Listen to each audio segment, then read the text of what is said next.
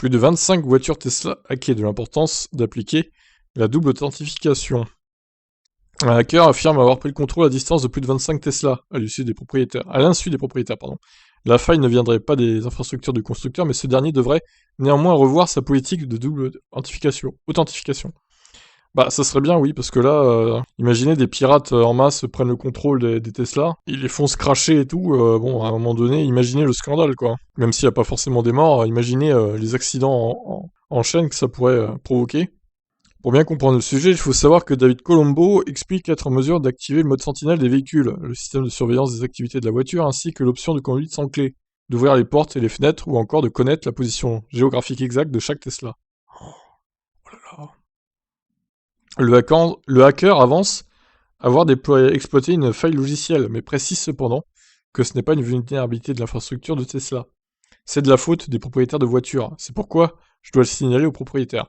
Précisons que le hacker n'a pas le contrôle sur le volant ou les freins à distance des Tesla à distance, heureusement. Cependant, même si la voiture est en train de rouler, il peut changer le volume de la radio ou activer les feux. Ok, donc en pleine nuit, le mec peut éteindre les feux, par exemple. Hyper dangereux. Imaginez, ça arrive en plein virage, le mec, bah, il se crache, tout simplement, il a pas le temps de la remettre. Oh là là. L'histoire reste donc assez floue, mais on peut supposer que la faille de sécurité vient d'une application tierce permettant à l'utilisateur de prendre le contrôle d'une voiture. On pense notamment à celles et ceux qui passent par le logiciel domotique JDOM, mais il en existe d'autres. Monsieur Colombo préfère sans doute préserver le secret pour ne pas montrer un chemin tout tracé vers la faille à des pirates mal intentionnés, tant que la brèche n'aura pas été colmatée. Il tente cependant de rassurer un peu son monde en soulignant que seul un faible nombre de personnes sont concernées à travers le monde. En outre, les équipes de Tesla sont en contact avec le hacker pour lancer une investigation et tenter de corriger le souci.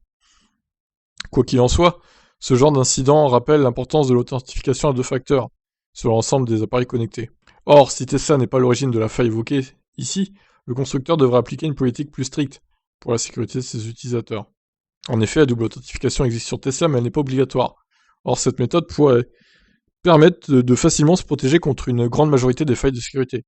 Au lieu de laisser un hacker se connecter à leur véhicule à leur insu, les propriétaires de Tesla concernés auraient reçu un message demandant de confirmer la connexion. Cela les aurait incités à changer de mot de passe et à faire quelques vérifications.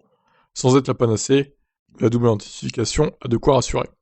Prenons l'exemple de Google qui force déjà sur la double authentification pour améliorer la sécurité de ses utilisateurs. D'autres entreprises en font de même, à l'instar d'Amazon, sur ses caméras Ring, après avoir notamment subi un piratage. Ok. Bon, bah, je crois que oui, clairement, il faut obliger la double authentification, parce que là, franchement, eh ben, c'est pas cool de se faire pirater sa voiture, quand même, Même si les hackers peuvent pas prendre totalement le contrôle de la voiture, c'est-à-dire le volant, les pédales. Mais quand même, c'est pas très rassurant. C'est aussi le problème des voitures connectées, Moi, mon Kona, il est pas connecté, du coup, il y a même pas le Blue Link, donc personne peut me pirater. C'est déjà ça. Bon allez, je vous laisse réagir, ciao.